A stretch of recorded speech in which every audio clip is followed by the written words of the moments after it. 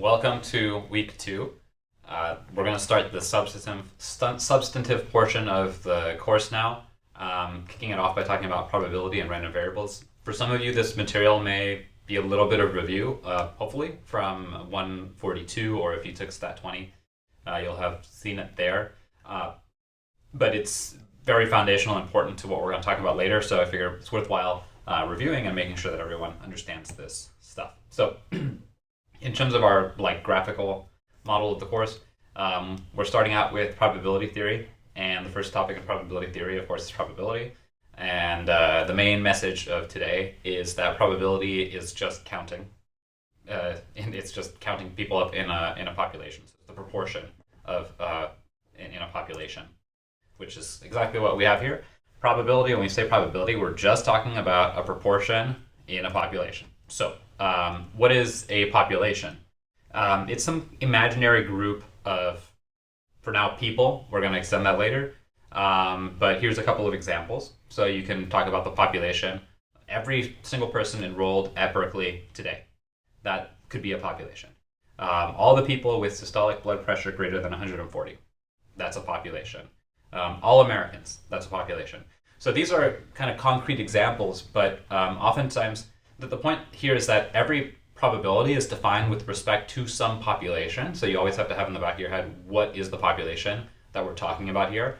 Sometimes it's quite, you can talk about things that are quite concrete. Other times it's more abstract, right? Like, what is an American? What do you mean Americans? Do you mean people who live in the US? People who live in the US right now? People who live in the US over all time? People who live in the US? Will you live in the US in the future? So oftentimes these things are actually not that well defined. And so that's why I say it's sometimes an imaginary group of people. You have to be a little bit kind of flexible in your thinking to imagine what the population is. That is of interest here. But the point is not to always be able to define it perfectly clearly, but the point is kind of to try to be able to defend your thinking in some way. So that's a population. When we say sample, a sample is a few people from some population that you collect data on. So you could imagine the population of every person who is currently enrolled at Berkeley. If you start sending a mass email and a couple people respond, that is your sample from the population. So maybe there's 30,000 people enrolled at Berkeley, but you get 300 people to respond to your email. Okay. Or if you're talking about diabetics, it's whoever walked into the clinic when you were enrolling for your trial or your experiment. So the sample is not the population. The sample is a much smaller group. What we care about often in statistics is the populations. We want to know, for example, what's the average age of people at Berkeley, or for people who have a systolic blood pressure over 140, what kind of medication works best for that. So we're talking about a population. We don't actually care about the sample. We don't care about the 10 people who are in our study. I mean, we do care about them, but in a sense, it's already too late for them. Since we're studying them, we're going to see what happens if we give them one drug, or what happens to another group of people if we give them another drug, and can compare the differences, or we'll measure their average age, or whatever it is that we're interested in. But the people who you have are not. It's just one small group of people. You care about the much broader group of people. You don't just care about the people who you happen to take measurements about, right? So the sample is not what we care about. The sample is the only group of people that we have any data about, usually. But what we care about is actually the broader population. So unfortunately, we cannot usually measure the entire population.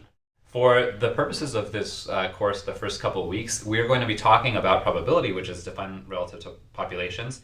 So often I'm going to be, pretending as if we had measured what we care about for everybody in the population, just so that we understand what is the idea, what is it that we wish we could do, and once we understand what that is that we wish we could do and how we would do it if we could, then we'll say, okay, what's the harder problem of how can we do that when we don't have the whole population, we just have a sample. That is fundamentally the problem of statistics, is inferring stuff about a population when you just have a sample. So if you like, you can think about it like this. You've probably heard 90% of the iceberg is underwater, and that's what you really got to be worried about. And that's really what statistics is all about, is how can you say what's going on with the 90% of the iceberg that's under the water, when all you can really see is the 10% on the surface, then you're up here taking measurements about these people, but what you really care about is the whole iceberg. So this is basically what I just said. How can we use samples to tell us something useful about populations? What do we have to assume about the relationship of the sample to the population? How sure can we be about the answer that we arrive at? That's statistics. We'll get to that later in the course.